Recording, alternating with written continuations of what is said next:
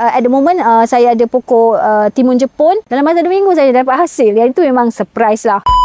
Assalamualaikum, saya Zalina Abdul Rahim. Saya adalah pengguna Milagro. Kita dah start pakai Milagro tu di rumah dan juga di kebun saya di rumah dan juga dekat kebun ni. Kita nampak dia punya kesan tu cepat. Pokok nangka saya. Pokok tu adalah dia berbuah yang buah dia busuk. Lepas tu buah dia tak elok dari segi kualiti. Bila kita pakai je baju Milagro, alhamdulillah after that memang sampai sekarang pokok tu kalau berbuah cantik dan sebenarnya saya tak termakan sebenarnya kalau dia berbuah.